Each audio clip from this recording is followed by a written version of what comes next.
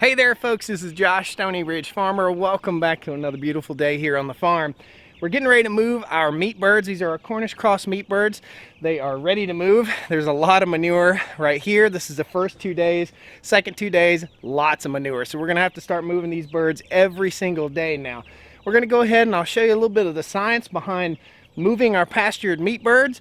We're gonna go down here, we're gonna hang a little 4-foot gate so we can put our cows in this pasture out here in front of the house, and hopefully we get the cows moved today too. So come along, we'll have a little bit of fun here on the farm. I ain't afraid of work, I ain't afraid of play, I ain't afraid to get the job done and do it my own damn way. I ain't afraid of life, times like this. If you mess with my freedom, I'll tell you just what you can kiss. That's right. As you guys can see, these are Cornish cross meat birds for our fall slaughter. So this is our meat for the winter time here.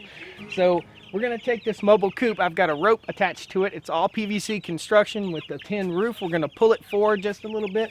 You see all the birds? They're all bunched up on this side. That's what we want, because when we get ready to pull it, we could drag a bird up underneath the backside.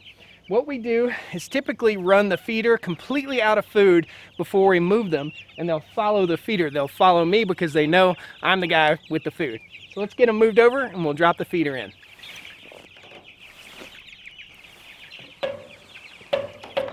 This is day 1 and 2, day 3 and 4, and we'll start moving them every day after this because the manure load is just too high right now. So that's what's going on. These Cornish cross meat birds, are 35 of them, and they'll eat probably 30 pounds of feed per day. We're gonna have them out here on pasture for about 6 weeks, and then it'll be processing time. All right, now we use an organic meat bird mix from Reedy Fork Farm. And we'll go down here and we'll get that full. Typically I'll have a jug that goes along with me, a jug or a big trash can that goes along with the birds, and I'll be able to fill it up right here. But the trash can is way over there. It's full of feed and it's too heavy for me to pick up. So we're gonna go over, fill this up, set it in here, and while we wait, the birds are digging through and getting bugs and worms and stuff. Check it out.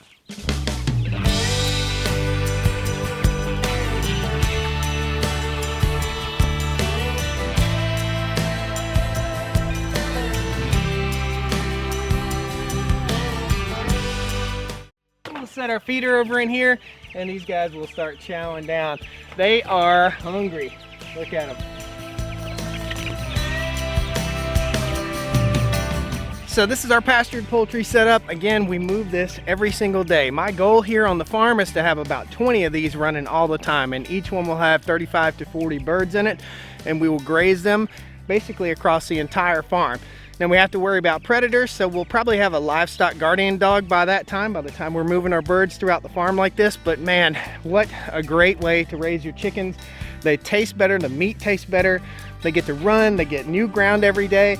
It's just an awesome way to raise your chickens, and these guys will grow up and be big, fat meat birds. Awesome. Let's go down and work on this gate.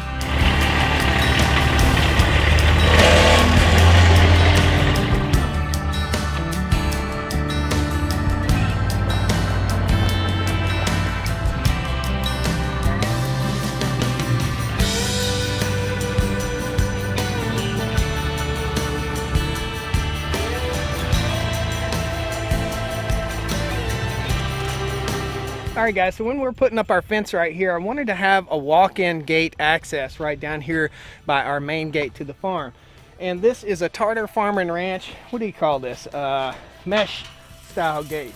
Watchman wire mesh style gate. So we could use this theoretically for goats or pigs or anything like that. Cows are wanting some food over there. So the cows are directly across over here in this pasture, and they're on about 25 to 30 acres over there. This is somewhere in the neighborhood of 4 acres. We'll put them on this pasture and let them eat it down for probably a week, maybe 2 weeks.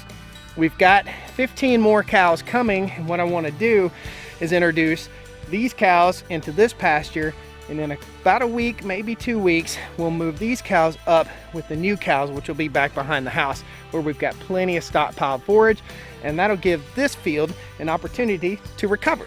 So a lot of rotational grazing situations going on here, and we'll start intensively rotationally grazing very soon too. Here's what we've got. We've got 2 lag bolts or lag screws that we have to put in.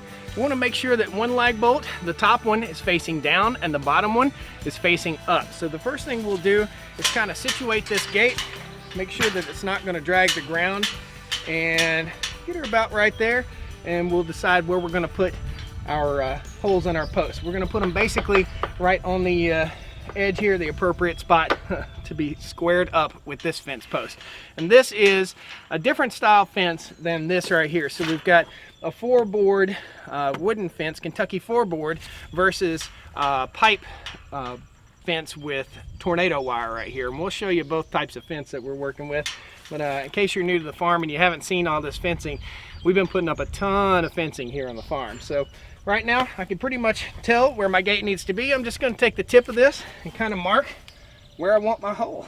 This is the drill bit that I'm going to use, and I'm not even sure what size it is, but you can see it's not as big as the lag bolt. So what I want to do is start a pilot hole, and then I will screw the lag bolt into the pilot hole. Okay. Cool. Now there's 1,000,001 different ways of trying to install this critter in here, but what we're going to do, I'm going to tighten it in there by hand just a little bit.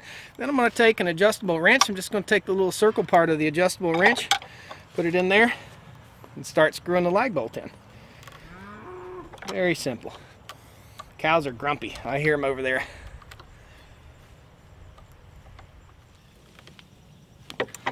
Okay, again, the upper one we want facing down, and the lower one we want facing up, so that it sandwiches the gate into place. So some gates have an adjuster here and an adjuster on the bottom. This one is adjustable in both places, but what we're going to do here is loosen up. This is a 9/16. We're going to loosen up our hanger so that we can make our necessary adjustments right here. We slide our hinge hanger up to the top one, make sure it's square, get it in the gate hole. Yep, looks good.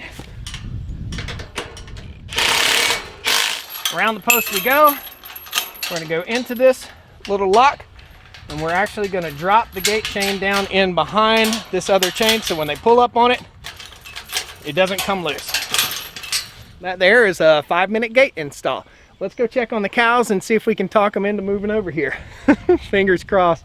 I moved the cows one time, and I moved them from way up here all the way down, and it wasn't a problem. So I think we'll be able to handle this. So the cows are pretty much spoiled brats. My cows are. What we've got to do here is we've got to move them, I'm going to say it's 60 yards or so from that gate into this gate, into this pasture. And there is better forage in this pasture, and they need to get in here and graze and put some of that good butt fertilizer we like so much on the farm.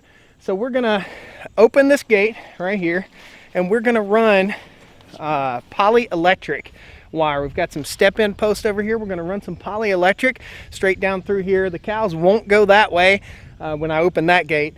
They have the potential to go that way, and we have the Kubota right here. We're going to drag their feeder across over here, and that's how we're going to do this. And then we've got to go get the water trailer, and we're going to park the water trailer down here and fill up their waterer.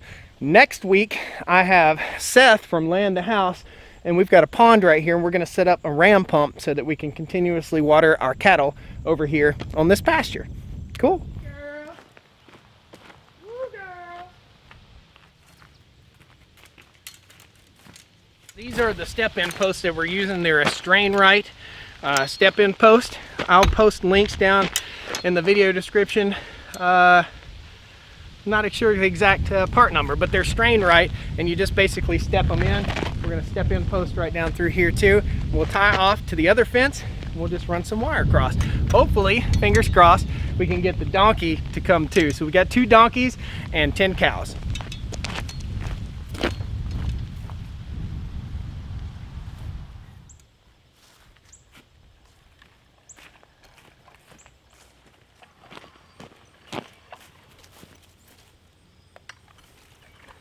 Okay, so this is a strain right geared roller, okay? And what I'm learning is it likes to get tangled up a little bit, but that's what this is. So this is for making rolling and unrolling your poly wire just a little bit easier. All these fence supplies are available at Farm Fence Solutions. and I'll post some Amazon links down there too. Great little tool for intensive grazing, and this is what we'll be using. This is my first time using these, so it's going to be interesting. The cows are not trained to a hot wire, but I think this is going to do the trick. Now, when I get done running the cows through, I'll show you guys the connection that we use to connect to our fence. There's a hot connection and there's a cold connection. My nerve level is at probably a 7 right now because I don't want the cows going that way or up the road. And we're pretty far from, this is a public road, but we're pretty far from a busy public road. Let's open the gate and see what happens.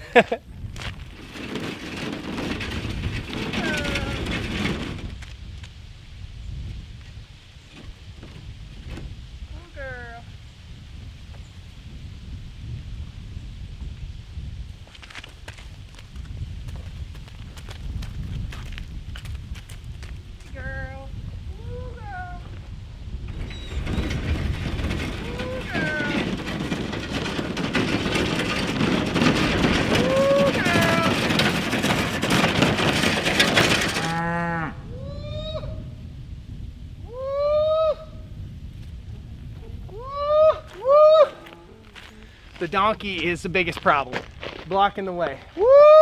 Come on! Woo! We'll get up here and shake the feeder. You can see they're all bound up behind the donkey. Just take a minute. Woo!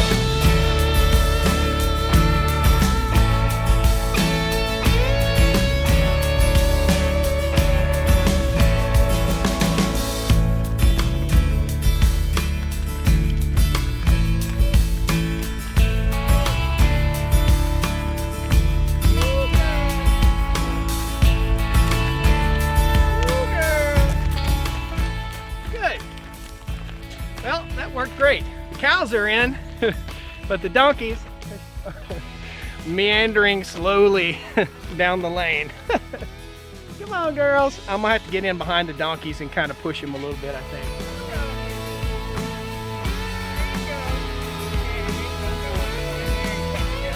Man, where there's a will, there's a way. So we got the cows moved. That is my first solo move of the cows, and it worked out absolutely awesome. And the cows are already eating.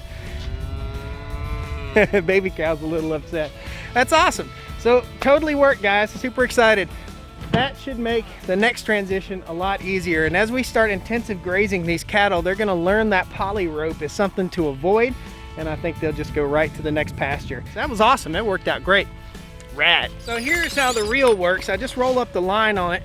I can hook this over top of a hot line and it energizes this entire apparatus aside from the rubber handle here and the rubber handle here. So it's a really, really handy tool for running this poly wire, and that's what I have right here. This is poly braid, not poly wire, poly braid. It's a lot thicker, more robust wire, and it basically has a little lock system on here so you can hold it tight as you reel it in. It's a little bit backwards and it takes a little getting used to, but it worked great. It helped us move the cows. So like I said, it's backwards. Reeling got me a marlin here. Come on, baby. There we go. Guys, I've learned a lot of this through the various farms that I've visited over the lifespan of the YouTube channel here. This is a hot or cold hookup. So in other words, if I want to energize this, I lay the wire portion over top of the hot line that we're going to install all the way around the entire pasture. And that'll help us to segment off different paddocks for our cows. Now, if I don't want to get shocked with it, I can hook it right here. So that's the cold hookup, and that's the hot hookup. You just hook it over the hot line, or you hook this over any fence line. Pretty cool, pretty interesting setup. Works great. I'm happy with it so far. And this is how we'll be intensively grazing once we get our herd built up a little bit. It's hard to intensively graze 10 cows, but once we have 25, we'll be rocking and rolling. Such as life, we are presented with another unique opportunity. This is my water hose that I was going to use for the cows to hook up to the water tank. However, that has been hit with the mower.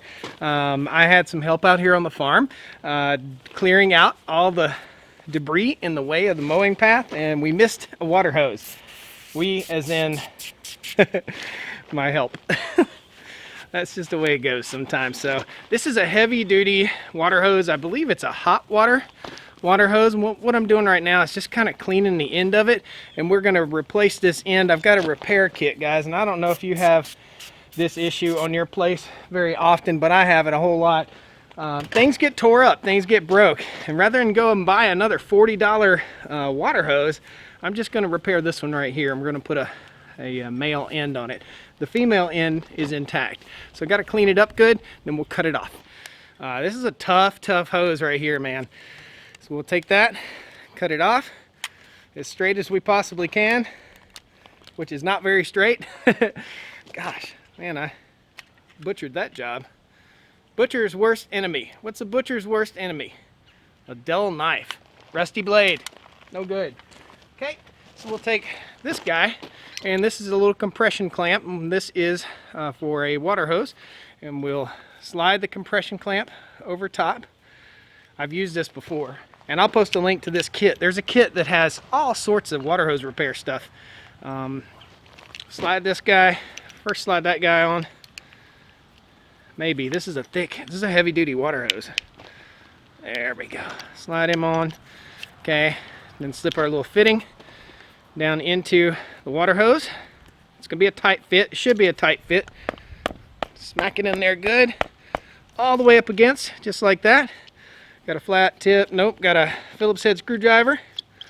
Loosen this guy up. And this is a 3-minute how-to, and I've got a video out on how to repair a water hose, but evidently everybody just likes throwing stuff away. I don't throw stuff away. We don't waste here on the farm. Food scraps, nothing gets thrown away. Anything I can use later on, we hang on to it and we use it again. So I'll tighten this guy down and we'll have a good water hose again. That's it. Again, I'll post a link down there. All the cool stuff that we're using today, I'll post links to in the video description. There's a link to our Amazon page. It's not my store, it's my Amazon page, and that link will take you through all the videos that I've ever made, over 800 videos, and all the cool trusted tools and things that we've used over the years here on the Stoney Ridge farm. There we go, fixed up. Let's go get the water tank. This is Silver, the rusty Dodge. That is the Unicorn, the nice Dodge. So this is a gassed 5.9 liter gas Dodge pickup that I picked up 4 years ago for $3,000, man. It had 150,000 miles or so on it. Look at the inside. This thing looks like crap on the outside, but the inside, got a Garth Brooks tape playing in there. Inside looks awesome. This truck, although rusty and crusty, has been a blessing here on the farm because you really need a beater. You need a beater truck, and that's what this is. It's my fuel truck, it's my beater truck, and I frequently forget to renew the tags on it, but man, it's just been a great truck. I'm a fan of these second generation Dodge pickups. I just love them. Ever since that movie Twister, I've always loved them. They're great pickups, and they really do last quite some time. They have their little quirks with the brakes and stuff like that, but once you get all that stuff fixed up, they're good pickups, really good pickups, especially that Cummins. You can't beat that Cummins. Let's get all hooked up to the water tank. I've never pulled the water tank with this pickup. I've never pulled anything with this pickup, so I'm curious, real curious.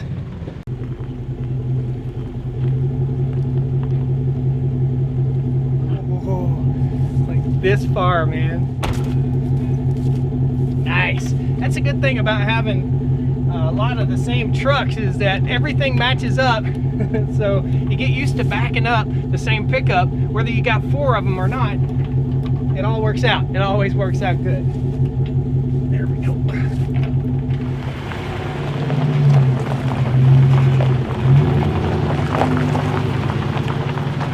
She pulls nice. I was a little bit worried. I've been pulling this with the Cummins, but that's a lot of weight in there. That is a 1,000 gallons of water, so you guys do the math, plus about 1,800 pounds for the trailer. It's a lot of weight. We'll show you how this thing works. Again, it's an ABI water trailer, potable water trailer.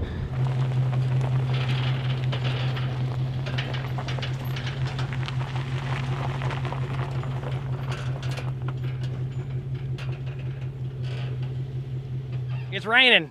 The rain has hit, guys. Ain't no use in me even having these sunglasses, but it's raining. Man, so the FedEx guy, he's getting ready to pull out of here. He was a fan of the YouTube channel, which is pretty awesome. I tell you what we're gonna do. So the water tank here, we're gonna explain it to you. We're gonna explain it while I'm doing it. So we'll drop tailgate here. And this is a Tartar Farm and Ranch 100-gallon water tank. This is what we use on the farm as our temporary water setup. Eventually we'll have permanent water tanks like freeze-proof, frost-proof water tanks, but we live in a pretty temperate climate here in North Carolina. So typically the lowest temperatures we'll see are 15 to 17 degrees. Now this black tank right here, we'll take it. It'll be all right. When it's the dead cold of the winter, the cows will be up next to the house where we can water them straight out of the well until we get our full water system set up. So let's see if we can get him to toot his horn. FedEx Freight, dude. FedEx Freight has been the best freight carrier that we've ever had up on the farm. Awesome.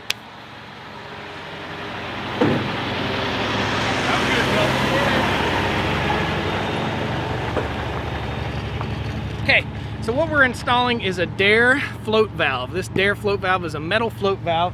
We'll install it on the outside of the water tank right here, and then we won't have to worry about coming down here and filling the tank. We'll keep an eye on it, we'll keep a check on it, but typically it works just fine. We've got a total siphon system on the other side of the farm that we siphon straight from the pond, and that works just fine, except for in really hot weather. It's raining, I'm gonna get wet, that's it. We're gonna be picking shiitakes in the rain. This Dare float valve goes on to the end of a water hose. It goes on to the male end. Let's bring the male end out. I actually had to replace the male and the female end of this water hose. Mice had chewed a hole right in the middle of it. So here is the male end, and that just screws right into the float valve, just like so. Very, very simple, very easy. We'll snug it down, and that's all you really need to do. Just get it snug, and that's the float valve. Now this is going to hang on the edge of the tank right here by these brackets. We've got some brackets right here. Very simple little mounting system. Might should have mounted it before I installed everything, but we'll see how she goes. Pretty simple. I guess I'm just going to get wet here, guys. That's the way it goes sometimes on the farm. Got two screws. This is designed where we can set it up. It comes with several different types of screws, mounting screws. It's designed to set up on a rubber tank, plastic tank, or a metal tank like we have here. Now, think about this. The further we bring this down, the further down in the tank this float valve, or further up in the tank this float valve will be. So we want to get a bite on the lowest hole right here so that we hold the most water. We want to keep this water tank full as we possibly can. The reason we want to do that is because a baby cow will get over in a water tank. Ask me how I know. We lost a calf last year in the wintertime when it got over into a water tank. That was a real bummer. It was the first cow that we had lost on our farm. Very simple. Get these guys started. This thing holds up really well. The plastic one holds up really well. It's a little bit cheaper. I'll post links to both of them down on the video description there for you. Both of these hold up really well. I prefer metal over plastic. This is aluminum, but it's like pot metal, so it's not really, you know, it's not billet or anything like that. Okay, that's how easy it goes together. We'll take a screwdriver, put that together, and lay it right over in here. Boom. And we've got some wing nuts.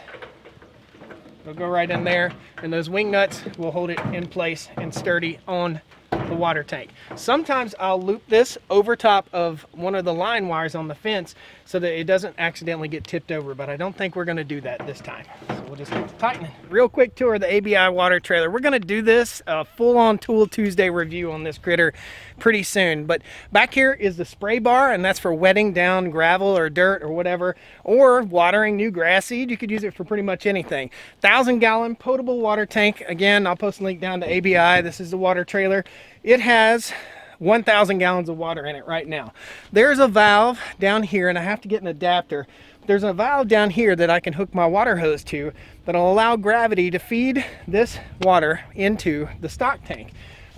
You can look down in here. This is for cleaning. It's a little cleaning hatch, and this is what you hook your water hose to if you want to fill it up with a water hose, and there's a float valve in there so it will never overflow and waste water. I've got several setups right here. The green pipe is what I can drop in the pond, and I can pump pond water into this. I can fill the tank in like 15 minutes. The black pipe is the hose that we're going to use today to fill the water tank. And then we're going to go over to Lowe's and we're going to pick up the adapters to hook up the hose down to the bottom of the water tank, because we'll get more pressure that way. There's a little motor here and a pump, so I can hook up. They don't want me to call it a fire hose, but that is a hose nozzle similar to a fire hose, and this thing will blast about 40 or 50 feet. It's probably 25 times the pressure of a water hose. So we're going to go ahead and hook up. I've got a special, where'd it go? I got a special attachment, quick attach, that goes right to a water hose right here, and we'll hook up to this hose and fill this water tank. Just slip this guy over, and that hooks up our water hose. Now, if we didn't want to do that and we just want to check the cows and fill up every day, we could easily do that too, no problem. Little quick attach, just irrigation, very similar to most irrigation systems, if I can get it together. It's a quick attach, it's not being so quick with me. There we go. Do both at the same time. One there. One there. And my hose will attach to here. Now I'll show you without anything on, and we're going to turn the water on, and I'm going to show you how it flows. Okay? That's no pump, no nothing. It's just flowing out of it. We're going to shut it off. Here we go. Yeah. There we go. And 100-gallon tank's a little bit heavy. We're missing the rubber washer. We got to get that. That trip dictated a 5-minute trip back to the house and a little more rain. It's all good, dude. That's just a day of life on the farm. I should probably put a slicker on or I'm gonna catch a cold. We'll get this guy all snugged up. We're so close to being done, and we're so close to getting soaked. All right, snugged up on there nicely. We'll turn the water on. All we gotta do is pull a lever over here. I'll show you the lever real quick. So right down over here, little lever, and that'll get our water flowing into our stock tank. We should start seeing water here in the next few seconds. There it is. Awesome. So I store my stock tanks upside down. In other words, after the cows move from one area of the farm to another area, I'll flip the water tank over, okay? So we'll take off the valve if I need to, and we'll flip the water tank over. The cows can go without water. They'll be just fine. I think grass is 80% water, so they could go a day without water, but I wouldn't want to make them go any more longer than that. So that's it. This 100-gallon stock tank will take probably, I don't know, 15, 20 minutes, and this 1,000-gallon water tank will sustain these cows for the duration of the period that they're here. One more tiny tidbit, thing of note. We do have some mineral feeders coming so that our mineral doesn't get washed away during the wet season. So we'll have mineral feeders, and we want to keep the mineral feeders or salt blocks away from the water tank. You don't want the cow going to the salt block to the water tank, to the salt block to the water tank, because they'll eat up their salt block and their electrolytes will get imbalanced. So that's what's up. One of the main reasons we're moving the cows out of the pasture across the way here is because we want to overseed that a little bit, and I've got the precision super seeder all hooked up, and we're going to go over here and we're going to overseed a whole lot of this. We're going to put down a lot of clover mixed in with our grasses here, and some native grasses too, and we'll let this recover while we get the other cows in. Cool? Let's go pick shiitakes.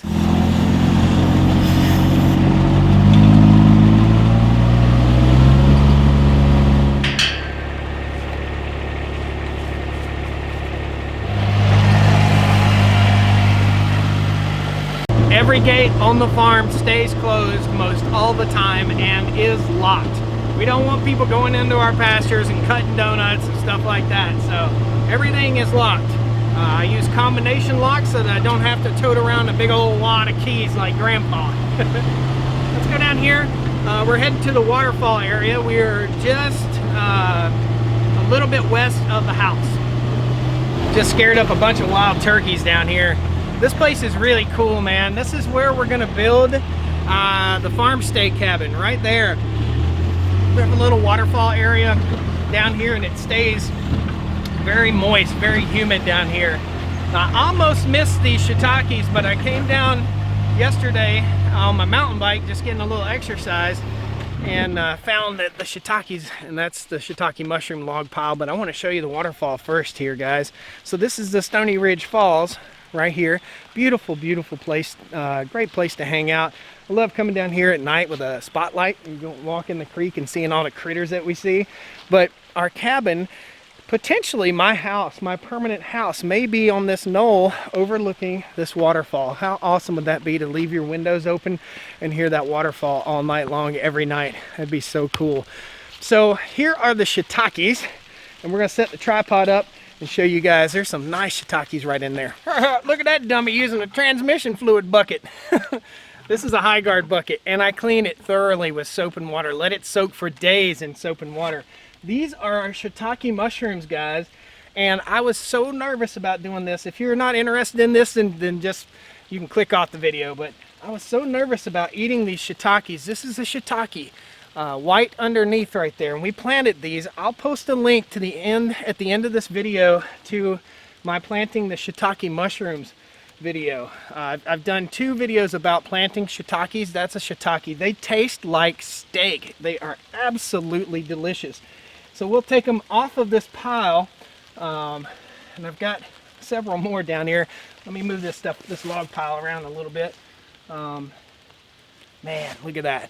So we plant mushroom spore plugs in these logs, and over time, it takes about a year, they will grow beautiful, delicious shiitake mushrooms. And if you guys like any kind of mushroom, if you've never had a shiitake, man, that's just delicious. Now, we don't eat the stem, it's a woody stem, but I'll take these back, wash them off good, and they have grown enough to where they'll seed out a little bit. They'll throw out some spores on the logs below. Whenever we have a weather change, that's when we have a shiitake party going on. So, man, there's a nice one up underneath here. Just when you think you've picked them all, you'll find more just like that. And again, they're white underneath. I was really, really nervous the first time I picked these about eating them. And man, if you plant shiitakes, you'll never, ever regret it. I'll tell you that. Guys, that's it. I've got a few more shiitakes to pick, but that's the day. That's the day here on the Stoney Ridge Farm. We got the cows moved, we got the chickens moved. We talked about the chickens and the cows and how we do all this stuff. Talked about shiitake mushrooms. It's all about living a good country life, guys. Thanks a lot. Please pound the like button. Jump in here, subscribe to Stoney Ridge Farm. I'd love to have you back. See you next time. Woo! Well, come on down to the Stoney